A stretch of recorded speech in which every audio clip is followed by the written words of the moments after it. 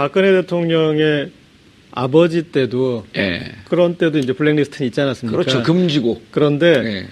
박근혜 대통령이 이 블랙리스트와 관련해서는 아버지보다 더 나쁘게, 예. 더 치밀하게 했습니다. 그러니까 아버지 시절의 블랙리스트들은 그분들이 사법기관에 의해서 경찰이나 검찰에서 문제를 삼아서 어떤 재판 과정이나 그리고 수사 과정에서 고통을 당하고 그런 과정을 거쳤다면 박근혜 대통령 시절에는 블랙리스트를 누가 작성했습니까?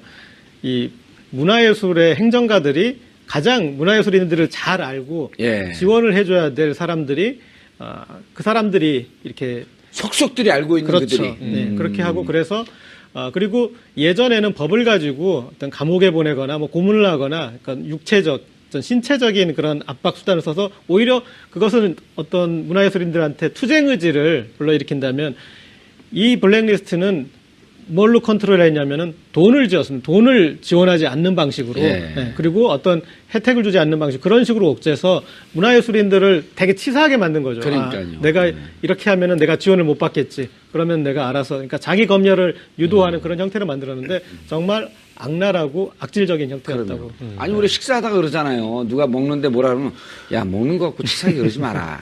이거 금기거든요. 그래서 안 되는. 네. 그걸 돈 갖고 문화예술인을 옥죄는 거. 그리고 이제 종착적으로 가고 있어요. 그리고 뭐 거의 결론적인 얘기지만은 이 블랙리스트에 해당되는 사람들, 그러니까 블랙리스트에 예. 오른 사람이 아니라 블랙리스트에 관여한 사람들은 정말 블랙리스트입니다. 그분들은 이 이후에 절대 대한민국 문화예술 행정에 근접하지 못하게 만들어야 됩니다. 예.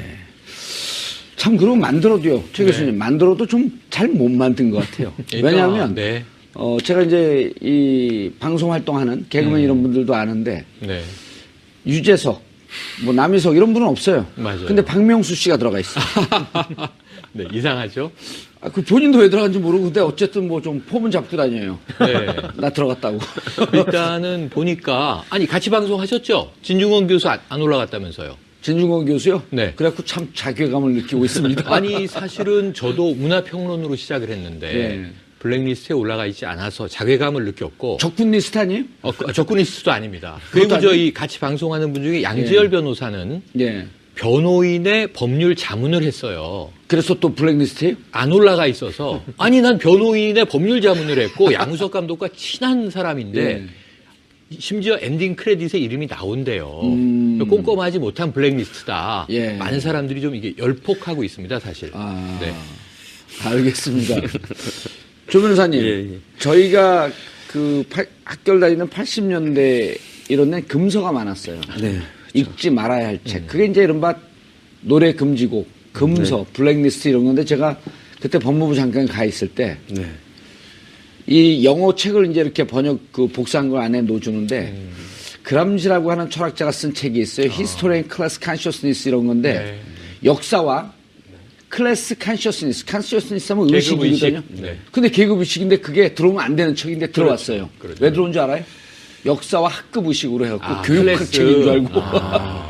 그러니까 그렇게 네. 그때도 좀 듬성듬성했는데 그러니까 지금도 그때- 보니까 듬성듬성해요. 아니 그때 재밌는 이야기가 칼 마르크스를 예. 칼 막스 이렇게 쓰기 시작했습니다. 예. 그러니까 마르크스 아니고 막스로 돼 있는 책은 안 잡고 예. 오히려 이제 이 마르크스라- 막스 베버 책을 잡았다는 얘기가 있잖아요. 예. 네. 그래서 막스 베버는 사실은 이게 어찌 보면은 뭐 이 좌파학자가 아니라 그렇죠. 우파학자로 분류되는 사회학자인데, 그러니까 이제 뭐 알고 잡는 게 아니라 막 때려 잡는 건데 예. 이번에 제가 한 가지 의문이 풀렸어요.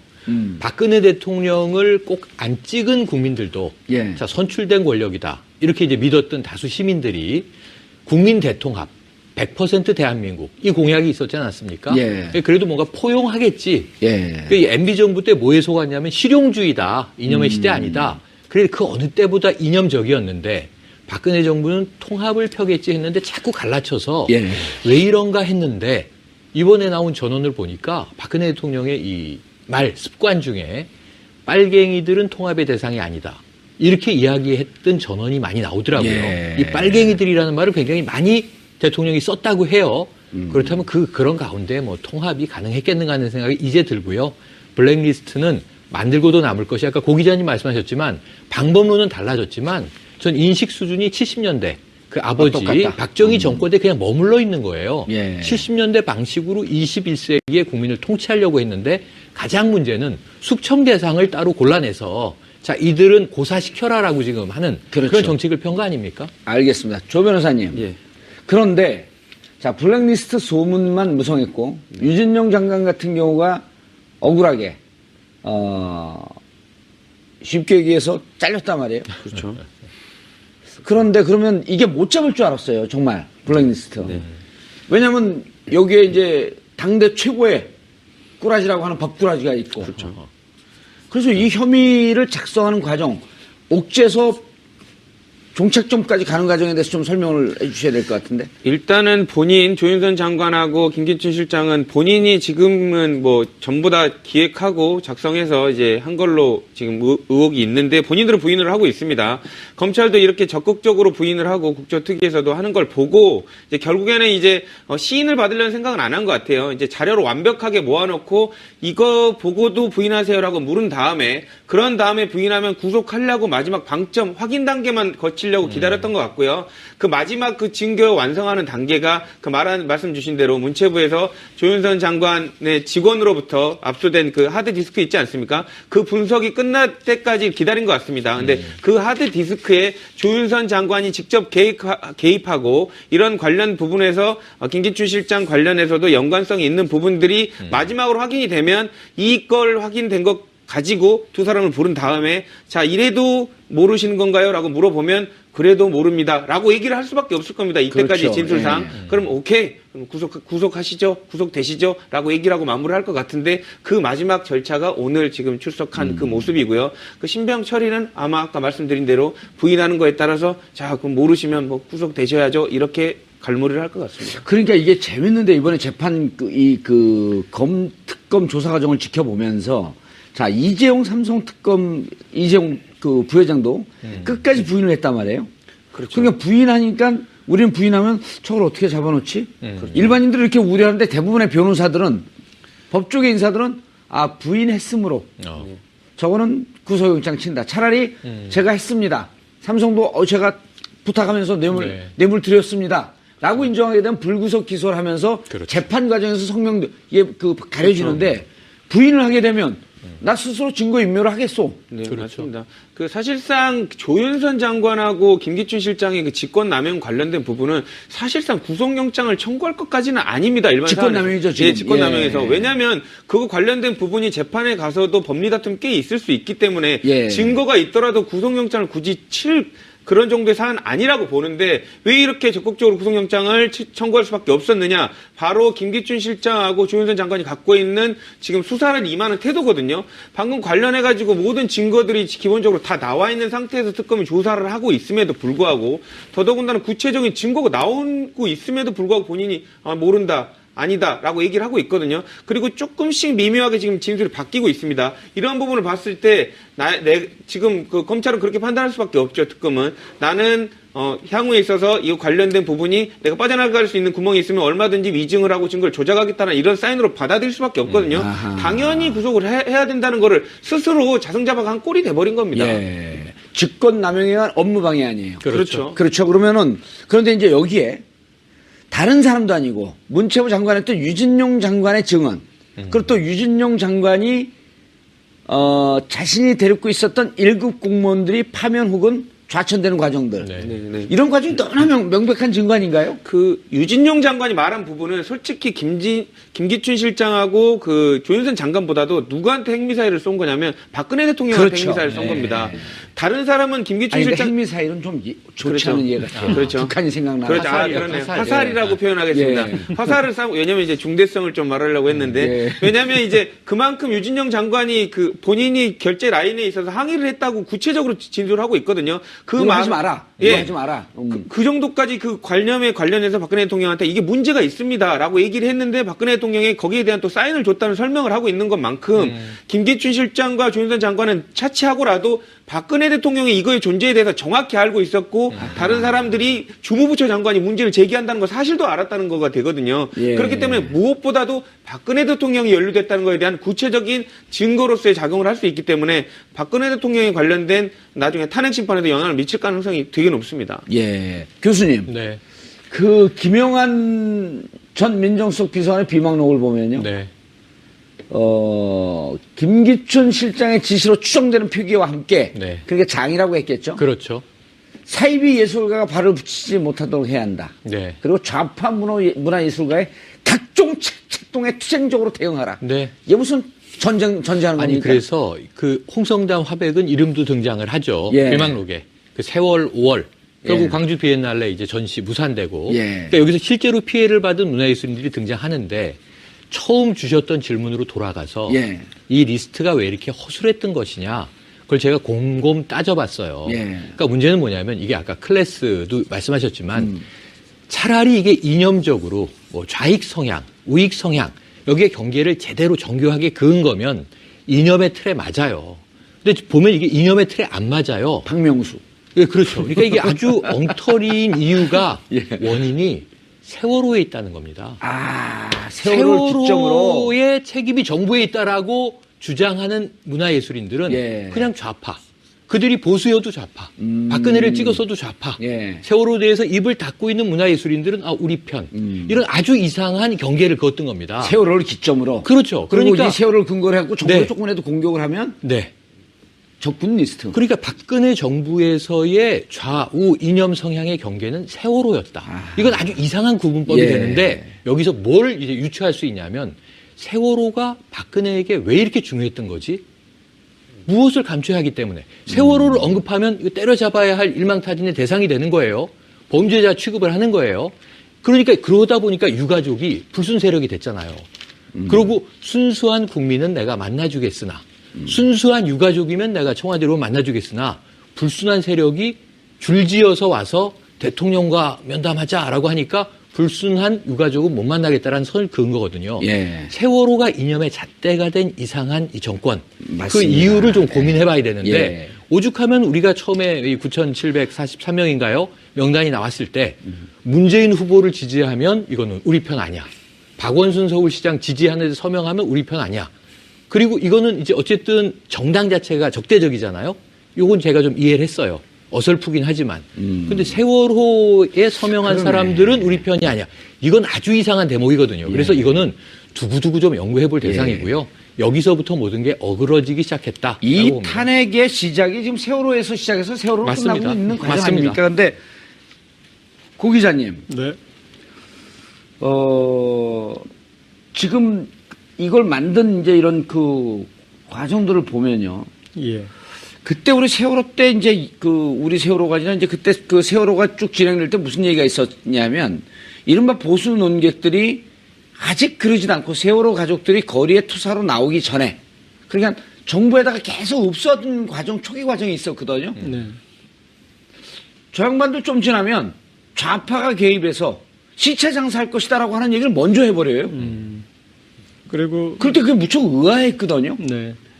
뭐 그 대목에 또 나왔던 얘기는 제가 박근혜 대통령을 지켜드리겠습니다. 이제 그런 그 구호로 지방선거에서 이렇게 선거에 나온 사람들까지 있었는데, 예. 그러니까 그 세월호를 이념화 시키면서 그런 식으로 유가족을 고립시키고 뭐 유가족이 또 얼마나 뭐 보상금 얼마를 바라느니 어쩌니 저쩌니 그래서 국민들의 어떤 그 공격 대상으로 삼아버린 이제 그런 예. 이제 그 과정들이 있었는데 그렇게 프레임을 만들어 가려고 그랬던 거죠. 예, 예. 그리고 그 와중에 세월호에서 우호적이거나 이 세월호 문제로 정부를 공격하는 사람들을 거기에 좌파로 들어가고, 뭐 예. 블랙리스트로 그리고 몰아버리는. 또 그런 이제 듬성듬성된 것 예. 거기에 또 이제 저런 대목도 있습니다. 유준영 전 장관도 여기에 대해서 좀 반대적인 입장이었고 그리고 뭐 그를 따라서건 아니면 어떤 이제 원칙론적 입장에서 여기에 이제 블랙리스트에 미온적이었던 1급 3명의 네. 1급 이런 관료들이 있었습니다. 이제 그런 사람들이 있어서 그러니까 태업을 했을 수 있겠죠. 그러니까 너무나 잘 알고 있지만 그런 사람들 이름을 내가 넣을 이유가 없겠다. 그래서 오히려 아는 사람이가 더 가려주고 감춰주고 그렇죠. 한 그런 경우도 또 있을 것 같고요. 그리고 예. 뭐 실제 그런 경우에 이제 저런 경우도 나타납니다. 연출가 이제 고선웅 씨 같은 경우에 푸르른 날에라는 연극이 그게 이제 광주 5.18 민주화운동을 한 작품이에요. 그래서 그것 때문에 리스트를 올리라고 하다가 그것에 대해서 이제 한 관료가 이 작가의 작품은 너무나 이 작품이 작품적으로 뛰어나고 그리고 지금 다음 작품 뭐 조시고와도 너무나 좋은 작품이어서 좀 이건 안 올랐으면 좋겠다 뭐 이런 식으로 해서 빠지는 경우도 있습니다. 그런데 예. 전체적으로는 지금 이제 청와대 정무수석실과 그리고 이걸 집행한 이제 문화부가 있지만 예. 뒤에 보이지 않는 손으로 국정원이 개입한 건입니다. 그래서 그 국정원이 있으면서 이제 어떤 이제 위압적으로 드러나는데 이 관련해서 국정조사 청문회 할 때 저는 그 도종환 의원의 그 대목이 정말 어떤 울컥했는데 네. 이 리스트를 보세요. 이 리스트에 있는 여기 이 시인들 시골에서 조용히 살고 있는 시인들입니다. 근데 역으로 말하자면 그 시골에서 조용히 살면서 시 쓰는 분들이 무서워서 국가기관이 블랙리스트로 아하. 적어서 감시하고 그런 거지 않습니까? 예. 결국 김기춘 실장이 약간 좀 가볍게 좀 듬성듬성 말씀을 하셨는데 변호사님. 네. 김기춘 실장에 대해서 세간의 관심이 지금 쏠리고 있어요. 그리고 그렇죠. 처음에 박영수 특검이 출범할 때 저는 그때 얘기는 사실 저희가 이제 법조인이 아니기 때문에 잘 이해를 못했어요. 결국 김기춘 전 실장 수사하는 게 제일 어려울 것이다. 본인도 박영숙 특검도 이제 검사시고 또 예. 검사들이 조사를 받을 때 당사자로 조사를 받을 때 그렇게 예봉을 어떻게 피해 나가는지 스타일을 알거든요. 예. 그렇기 때문에 아마 이제 조사를 해 나갔을 경우에는 어떻게 피할 것이라는 게 예상이 되는데 더더군다나 김기춘 실장이 이런 법적 논리에 관련된 부분을 또 무장을 잘하고 있을 거라는 예상이 됐었거든요. 그렇기 예. 때문에 수사를 할 단계부터 어설프게 조사를 해가지고 나가면 기소를 하더라도 나중에 오히려 무죄 주는 힌트만 주는 꼴밖에 안 된다. 확실한 증거를 다 수집하고 본인이 부인해도 재판부로 하여금 유죄를 받을 수 있는 증거까지 모아라라고 지시를 했을 건데 네. 아마 그 단계까지 되니까 오늘 확실히 신분도 피의자로 해서 부른 걸로 보이고요. 예. 저희들이 생각하는 것보다 훨씬 더 완벽하고 부인을 못할 정도의 증거들이 갖춘 상태에서 오늘의 조사는 아마 이루어졌을 것으로 보입니다. 예, 그리고 최 교수님 지금 이제 나오는 언론 보도를 봐도요. 네. 특검이 이런 얘기를 해요. 이재용 네. 구속영장 청구하면서 이게 뇌물 공여, 그다음에 3자 뇌물, 그다음 위증 네. 이런 거 횡령도 있는데 있습니다. 예? 횡령. 횡령도 있고 네. 횡령은 이제 뇌물 공여하게 되면 바로 그렇죠. 회사 돈 빼고니까 바로 이제 그렇죠. 횡령은 네. 쌍둥이처럼 쫓아가는 거니까. 네.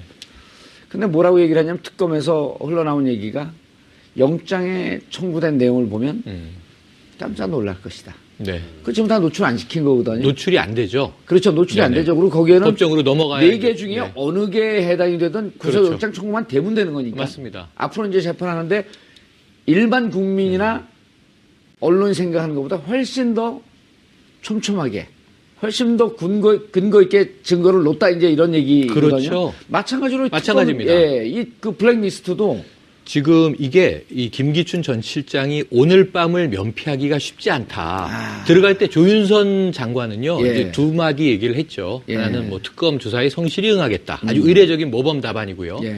특검이 진실을 밝혀주길 기대한다. 그러니까 예. 자신은 무고하다는 얘기를 그렇게 그렇죠. 표현한 겁니다. 김기춘 실장 무건이었거든요. 그러니까 나와선 안 되는 청문회장에 나와서 하루 종일 모른다고 하다가 마지막에 이제 네티즌이 제보한 박영선 의원의 질의에 2007 한번 년도. 휘청하지 예, 않습니까? 예. 그런 대목을 연출하면서도 고위공직자로 난 이 자리에 나온다. 그래서 우병우보단 김기춘이 낫다 그랬어요. 공직자로서 어쨌든 청문회장에 나오니까 예. 나는 비서실장이었었기 때문에 지금은 물러났지만 이 국회가 부르면 나가야 된다. 이 자세는 좋다 이거예요. 오늘 한마디도 안 하고 들어갔습니다. 특검에. 그 표정을 유심히 봤는데 예. 착잡한 거죠. 착잡한데 그 무건이 자신감이냐 예. 불안감이냐. 저는 불안감 쪽으로 불안감 기울었다고 쪽으로, 봐요. 예. 오늘 밤을 그냥 넘기긴 어렵겠구나 예. 하고 들어간 걸로 보여지는데 그게 이유가 있어요. 위로 타고 올라가는데 특검이 지금까지 모으고 있는 축적된 정보들 우리는 다 모릅니다. 예. 아까 이재용 부회장에 대해서 얘기하셨을 때 뭔가 없으면 저렇게 자신감 있게 이규철 특검보가 얘기할 수 없는 게 예. 자, 경제적 파장 고민했다. 하지만 정의를 바로 세우는 게 더 중요하다고 우리는 판단했다. 이거 한 가지 얘기를 해서 어제 굉장히 사이다 발언이다 이렇게 얘기가 됐는데 파이낸셜 타임즈에서 오늘 네. 극찬을 했어요. 그런데 한국 네. 재벌이 개혁할 수 있는 절호의 찬스에 그렇죠. 외국 투자자들이 몰릴 것이다. 저도 삼성전자 주식 별로 안 떨어질 거라고 봅니다. 더 예. 잘 돌아갈 가능성도 더 있어요. 올라갈 걸. 네. 그런데 그 뒤에 나온 얘기가 놀라운 게, 예. 자, 경제적 공동체라는 말은 법률적으로 부적절한 용어고, 이 공유를 했다는 증거를 우리는 확보하고 있다. 예. 이렇게 얘기를 했어요. 예. 지금 흘러나오는 걸 가지고 막 추정하잖아요. 평창에 최순실 땅에 이 VIP 아방궁을 짓겠다고 하는 게 이게 공동 경제 체제라는 거 아니냐 등등 추정하는데 그거보다 더 명확한 빼도 박도 못하는 증거가 있을 것으로 전 추정을 해봅니다. 예. 그렇지 그렇지 않으면 특검이 이렇게 치기 어렵고요. 그다음에 오늘 김기춘 전 실장이 들어가기 전에 누가 들어갔어요? 이미 블랙리스트로 4명이 그렇죠. 영장 청구가 됐어요. 김영덕 정무체부 장관. 신동철 다 들어가 있. 그리고 다 구속됐어요. 김상률 교문수석이 있었는데 그렇죠, 김상률 김상률. 교문수석만 불구속이 됐고 4명 구속 영장을 청구했는데 3명이 구속이 된 겁니다. 예. 그럼 이거 법원은 또 독립적으로 판단을 하니까 특검에서 제출한 말씀하신 그 자료가 탄탄하지 않으면 4명 중에 3명을 구속할 이유는 없다. 저는 이제 내일 새벽이 돼서 조 장관과 이 김 전 실장이 예. 구속영장을 사전 구속영장을 칠지 긴급 체포는 다 쉽지 않을 것 같다 이렇게 보고요. 예. 긴급 체포 이유는 없다. 혹은 귀가시켰다가 이재용 부회장처럼 며칠 후에 법리적으로 구성을 해서 이 구속영장을 청구할지 모르겠지만 예. 구속은 반드시 칠 것으로 보여지고 저는 김기춘 전 실장 100%, 예. 이 조윤선 이 현재 문체부 장관이니까 50% 이런 정도를 본다면 이 동시소화는 대지를 위한 것이고 저는 이 조 장관은 미끼고요. 김 실장이 관역입니다. 그렇다면 김 전 실장이 보여지는데 예. 여기서 끝이 아니고 박 대통령은 이미 관련된 이야기를 한 정황이 다 보도가 됐어요. 예. 창비와 문학동네 같은 좌익서적을 출판한 출판사에 왜 지원을 하느냐. 한 라고 권도 얘기했잖아요. 지원해주지 마라라고 예. 대통령이 직접 지시한 정황이 보도까지 됐습니다. 알겠습니다. 그렇다면 이거는 다 피해가기 어렵다고 예. 하죠. 조윤선 장관이 믿기고 관역이 김기춘 실장이라고 하는 건 별로 이렇게 아름다운 표현은 아니고요. 거기서 이렇게 해야 됩니다. 일타쌍피다. 아, 둘 다 견역 네. 이 관역이다. 제가 전문 용어를 더 학습하도록 예. 하겠습니다. 저 조금만 예. 거기 첨언을 하면은, 그러니까 저도 이제 최영희 평론가님 의견에 대체로 동의하는데 왜 그 조윤선 장관을 지렛대로 삼을 수밖에 없냐면 조윤선 장관과 연루된 부분들은 문서로서, 서류로서, 증거로서, 그리고 증인으로서 그 가장 확실한 부분입니다. 그런데 아까 김기춘 실장. 김기춘 전 예. 아까 그런 메모 같은 것도 사실은 좀 이렇게 추상적인 표현이거든요. 그러니까 그것을 어떤 구체적인 블랙리스트 지시라고 보기에는 이제 그런 부분들이 있어서 그것에 대해서는 확실하게 이제 어떤 누구 제3자의 증언이 중요한데 그 역할은 수석회의에서 이렇게 같이 참여했을 조윤선 지금 장관이 얘기해 줄 수밖에 없는 내용이잖아요. 예. 그렇다면 조윤선 장관이 본인의 책임을 조금이라도 이제 블랙리스트가 존재를 하고 그다음에 본인이 관여된 것까지 됐을 때 이게 누구의 지시 사안이고 그리고 이제 본인은 최대한 여기에 거리가 있다라는 걸 얘기할 때 그것의 어떤 주관자로서 김기춘 전 실장을 얘기할 수밖에 없는 어떤 그런 입장이 있기 때문에 이를테면은 이재용 부회장이 이게 뇌물 공여가 아니라 이거는 강요의 행위다 이렇게 해서 본인을 얘기하려다 보면은 박근혜 대통령이 강요한 내용들을 구체적으로 그렇죠. 얘기할 수밖에 진술해야죠. 없는 것처럼 이 입장에서는 지금 이제 조윤선 전 장관 본인의 역할은 이미 서류로서 존재하기 때문에 거기서 최대한 벗어나기 위해서는 예. 김기춘 전 실장에게 전가할 수밖에 없는 구조인 것 같습니다. 공동 정범임을 서로 주장을 해야 될. 그렇죠. 예, 그리고 이제 우리가 지금 요즘 이제 안종범, 정호성, 그다음에 장시호 김종. 보게 되면 이제 이른바 그런 거 아니에요? 프리즈너스 딜레마라고. 그렇죠. 최소의 서로 딜레마. 갈라놓으면은 결국은 다 자백을 할 것이다. 그래서 이제 두 분도 이제부터는 이제 각자 도생의 길로 갔는데 그래야죠. 운명 공동체에서 이제 각자 도생의 길로 갈 수밖에 없다. 이번 주에 그들이 보는 이 밝은 태양이 2017년에 마지막 보는 햇볕이 되지 않을까요? 저는 아까 이기철 특검보가 브리핑할 때 했던 얘기들 중에 일반인들은 그냥 흘려들을 수 있는데 법조인은 되게 중요한 단어가 있는데요. 예. 뭐 어떻게 얘기를 했냐면 뇌물죄 관련해서 입증이 일반적으로는 증거가 아무리 많아도 입증이 가능할 것으로 보인다 정도로 브리핑을 하거든요. 근데 대부분 입증이 된 것으로 확실한다. 뭐 이런 얘기를 한 걸로 봐서 이기철 특검보가요. 예, 이기철 특검보가 보통은 세게 아무리 얘기했네요. 증거로 얘기를 하더라도 지금 브리핑하는 과정에서 입증이 가능할 것으로 보인다가 아니라 대부분 입증이 된 것으로 판단한다. 얘기를 했거든요. 그 말은 사실상 그 정도까지 나오면 증거는 이미 저희들이 보기에는 검찰이 그 정도 얘기하면 끝났다라고 보거든요. 네. 그러니까 그런 걸로 비추어 봤을 때 부인할 게 뻔하는 김기춘 비서실장에 관련돼서 불러가지고 구속영장을 검토하고 있다 정도 나오면 아까 말하는 그 어느 정도 삼성에 관련된 부분이 뭐 흥미진진할 거라는 투로 지금 얘기를 하지 않습니까? 일반은. 예. 저는 그 내용이 예를 들면 어렸을 때 만화책 다음 건 나올 정도로 가슴이 떨리듯이 법조인들은 아마 가슴이 떨린다. 도대체 뭐가 들어있길래 뭐가 저 정도로 확신을 하면 아주 다이내믹하고 딱 봤을 때 법조인이 봤을 때 재판 하나만 하야 이 정도로 증거가 담겨 있을 가능성이 높거든요. 예. 잠이 안 올 것 같습니다. 아, 이재용 그 영장 청구 내용에는 뭐가 들어간지 방송 끝내면 얘기해 줄게요. 아, 예. 아, 엠바고가 걸린 게 예, 있습니다. 알겠습니다. 네. 아니, 크레이지 이게 저희 방송이 어디서 방영되는지 모르거든요. 이 정도쯤 해야지 낚입니다. 아, 그렇군요. 예. 아니, 조 변호사, 뭐, 밤잠 못 이룰 것이다. 예. 뭐, 사춘기나 몽정기 때 같으면 되게 야한 소설이나 만화일 거잖아요. 예. 아니 근데 네. 이렇게 되면 우리 조대진 변호사를 위해서라도 검찰에서 오늘 바로 영장 청구해야죠. 왜 깜짝 못 자게 만듭니까? 네네. 새벽까지 예. 기다리지 말고. 예. 그런데 이 직권남용이 네. 죄가 그렇게 크진 않잖아요. 근데 검찰 특검은 이랬단 말이에요. 극악한 범죄다. 꼭 그런 표현 안 했지만 무척 중한 범죄라고 했어요. 근데 이게 국민의 사상을 통제하겠다는 거였었거든요. 네. 헌법 21조, 22조. 그렇죠. 그러니까 지금 특검에 이 초미의 관심이 쏠려 있지만 예. 지금 이 블랙리스트 관련 사안이 예. 대통령 지시가 있었다. 김기춘 전 실장이 주도했다. 뭐 이 조 장관은 개입했다. 이 정도 정황이 나오면요. 예. 이 특검에서의 직권남용의 형량이 높다 낮다의 문제가 아니라 이게 바로 헌재 탄핵 소출이 연결되지 않습니까? 예. 거기에 세 번째 항목이 뭐예요? 5가지 중에. 언론의 자유 침해인데 이게 표현의 자유에 대한 억압이 되는 거고 첫 번째 1항은 국민 주권주의를 위배한 바로 위헌이 되는 거지 않습니까? 예. 그 직권남용도 마찬가지고요, 대통령이. 그런데 저는 이게 눈에 보여요. 지금 삼성의 이재용 부회장이 잡혀가느냐 마느냐를 가지고 경제 영향이 있다 없다 계속 시끄럽잖아요, 재계에서. 예. 대통령은 어떻게 했습니까? 조은동 전 경제수석이 기업에 전화하잖아요. 예. 송경식 회장한테 이미경 부회장 물러나라고 하시오. 이게 그렇죠. 21세기 자본주의, 자유민주주의 국가에서 대명천지에. 아니 정치 권력이 이 경제 기업주한테 물러나라고 할 수 있어요?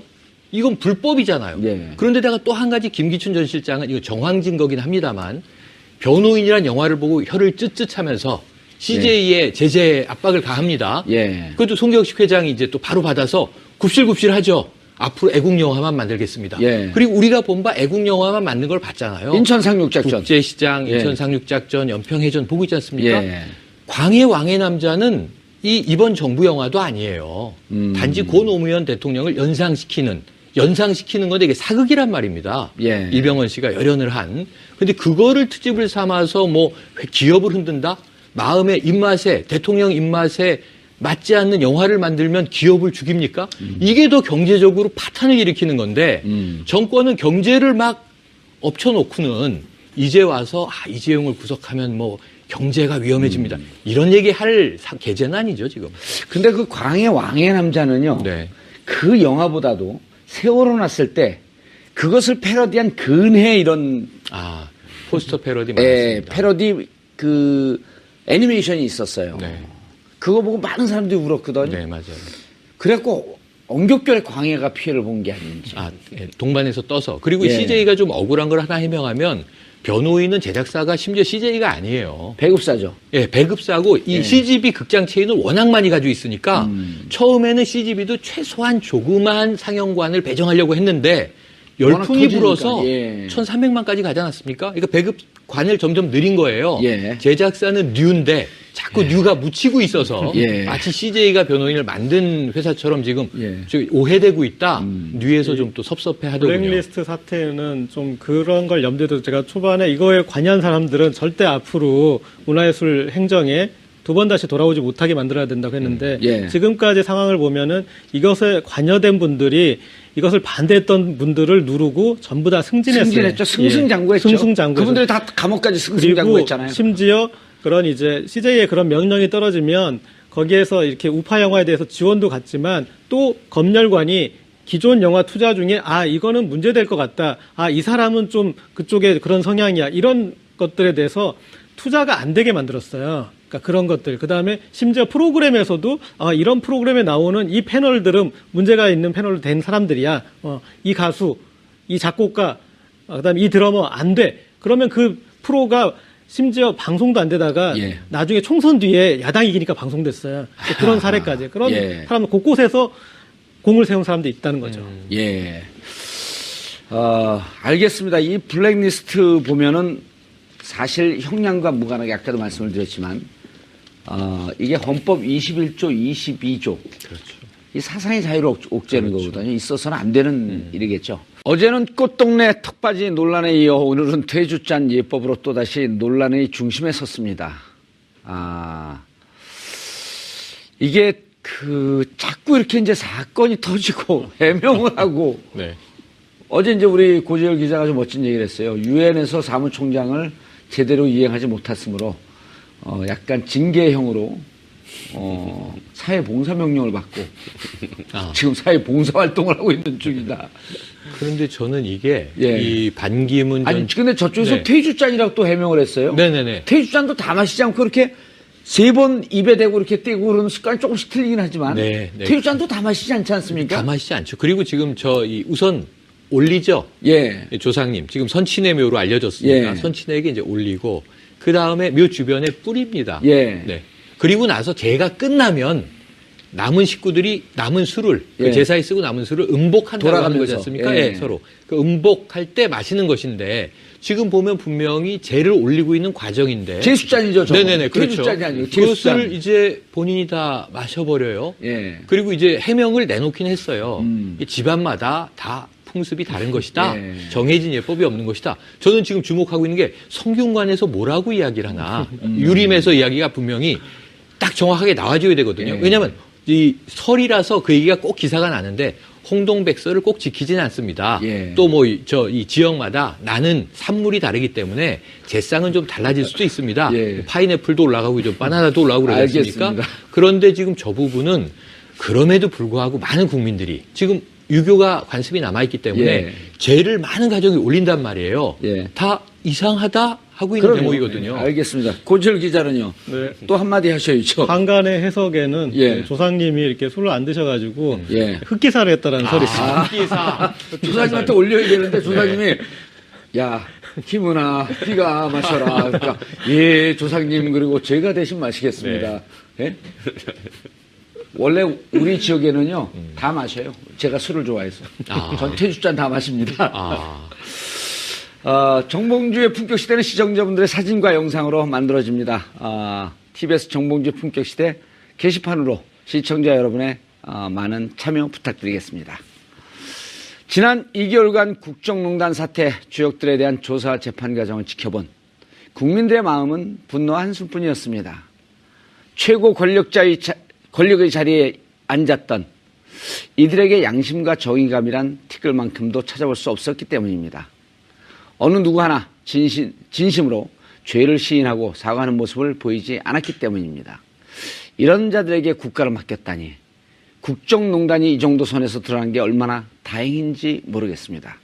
대한민국에 발딛지 못하도록 사회로부터 격리시켜야 할 분명한 이유입니다. 으로 21세기의 국민을 통치하려고 했는데 가장 문제는 숙청 대상을 따로 골라내서 자 이들은 고사시켜라라고 지금 하는 그렇죠. 그런 정책을 편 거 아닙니까? 알겠습니다. 조 변호사님. 예. 그런데 자 블랙리스트 소문만 무성했고 유진영 장관 같은 경우가 억울하게 쉽게 얘기해서 잘렸단 말이에요. 그렇죠. 그런데 그러면 이게 못 잡을 줄 알았어요. 정말 블랙리스트. 왜냐하면 여기에 이제 당대 최고의 꾸라지라고 하는 법꾸라지가 있고. 그렇죠. 그래서 이 혐의를 작성하는 과정, 옥죄서 종착점까지 가는 과정에 대해서 좀 설명을 해 주셔야 될 것 같은데. 일단은 본인 조윤선 장관하고 김기춘 실장은 본인이 지금은 뭐 전부 다 기획하고 작성해서 이제 한 걸로 지금 의혹이 있는데 본인들은 부인을 하고 있습니다. 검찰도 이렇게 적극적으로 부인을 하고 국조특위에서도 하는 걸 보고 이제 결국에는 이제 시인을 받으려는 생각은 안 한 것 같아요. 이제 자료를 완벽하게 모아놓고 이거 보고도 부인하세요라고 물은 다음에 그런 다음에 부인하면 구속하려고 마지막 방점 확인 단계만 거친 거치려고 기다렸던 것 같고요. 그 마지막 그 증거 완성하는 단계가 그 말씀 주신 대로 문체부에서 조윤선 장관의 직원으로부터 압수된 그 하드디스크 있지 않습니까? 그 분석이 끝날 때까지 기다린 것 같습니다. 근데 그 하드디스크에 조윤선 장관이 직접 개입하고 이런 관련 부분에서 김기춘 실장 관련해서도 연관성이 있는 부분들이 마지막으로 확인이 되면 이걸 확인된 것 가지고 두 사람을 부른 다음에 자 이래도 모르시는 건가요? 라고 물어보면 박근혜 대통령의 아버지 때도 예. 그런 때도 이제 블랙리스트는 있지 않았습니까? 그렇죠. 금지고. 그런데 예. 박근혜 대통령이 이 블랙리스트와 관련해서는 아버지보다 더 나쁘게, 예. 더 치밀하게 했습니다. 그러니까 아버지 시절의 블랙리스트들은 그분들이 사법기관에 의해서 경찰이나 검찰에서 문제를 삼아서 어떤 재판 과정이나 그리고 수사 과정에서 고통을 당하고 그런 과정을 거쳤다면 박근혜 대통령 시절에는 블랙리스트를 누가 작성했습니까?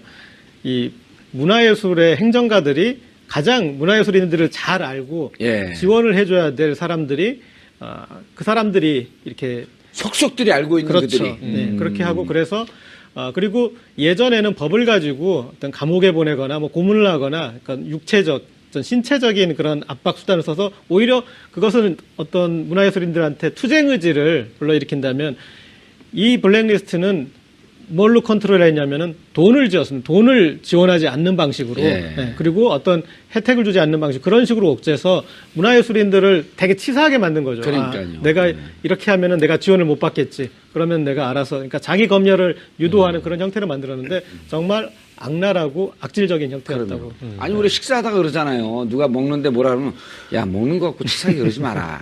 이거 금기거든요. 그래서 안 되는. 네. 그걸 돈 갖고 문화예술인을 옥죄한 거. 그리고 이제 종착적으로 가고 있어요. 그리고 뭐 거의 결론적인 얘기지만은 이 블랙리스트에 해당되는 사람들, 그러니까 블랙리스트에 예. 오른 사람이 아니라 블랙리스트에 클래스 컨셔스니스 하면 계급 의식이거든요. 의식. 네. 근데 계급 의식인데 그게 들어오면 안 되는 척인데 들어왔어요. 그렇죠. 왜 들어온 줄 알아요?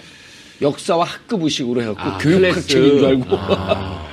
그러니까 그렇게 네. 그때도 좀 듬성듬성했는데 그러니까 지금도 그때- 보니까 듬성듬성해요. 아니 그때 재밌는 이야기가 칼 마르크스를 예. 칼 막스 이렇게 쓰기 시작했습니다. 예. 그러니까 마르크스 아니고 막스로 돼 있는 책은 안 잡고 예. 오히려 이제 이 마르크스라- 막스 베버 책을 잡았다는 얘기가 있잖아요. 예. 네. 그래서 막스 베버는 사실은 이게 어찌 보면은 뭐 이 좌파학자가 아니라 그렇죠. 우파학자로 분류되는 사회학자인데, 그러니까 이제 뭐 알고 잡는 게 아니라 막 때려 잡는 건데 예. 이번에 제가 한 가지 의문이 풀렸어요.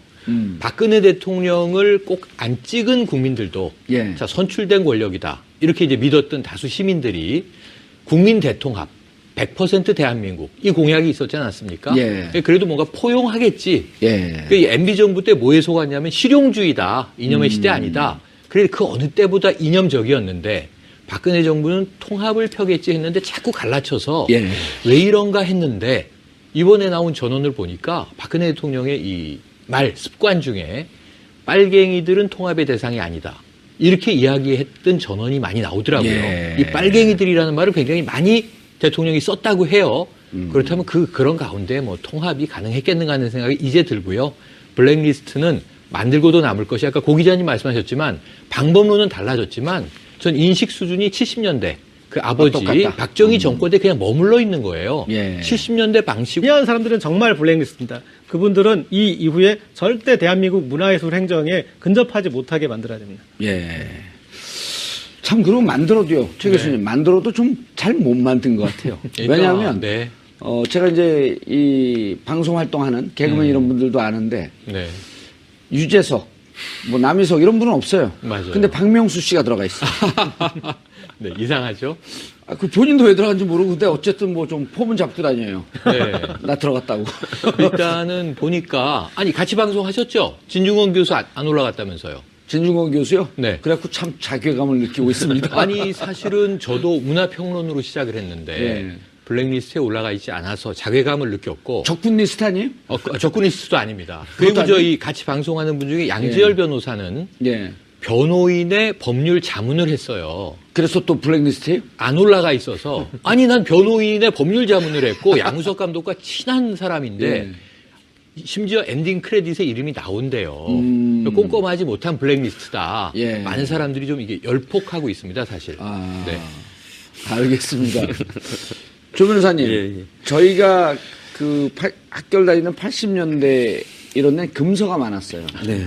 읽지 말아야 할 책. 그게 이제 이른바 노래 금지곡, 금서, 블랙리스트 이런 건데 제가 그때 법무부 장관에 가 있을 때 이 영어 책을 이제 이렇게 복사한 걸 안에 넣어주는데 그람지라고 하는 철학자가 쓴 책이 있어요. History and Class Consciousness 이런 건데 역사와 그래도 모릅니다라고 얘기를 할 수밖에 없을 겁니다. 이때까지 그렇죠. 진술상. 예. 그럼 오케이. 그럼 구속하시죠. 구속되시죠.라고 얘기를 하고 마무리할 것 같은데 그 마지막 절차가 오늘 지금 출석한 그 모습이고요. 그 신병 처리는 아마 아까 말씀드린 대로 부인하는 거에 따라서 자 그럼 모르시면 뭐 구속되셔야죠. 이렇게 갈무리를 할 것 같습니다. 그러니까 이게 재밌는데 이번에 재판 특검 조사 과정을 지켜보면서 자 이재용 삼성특검 이재용 부회장도 끝까지 부인을 했단 말이에요.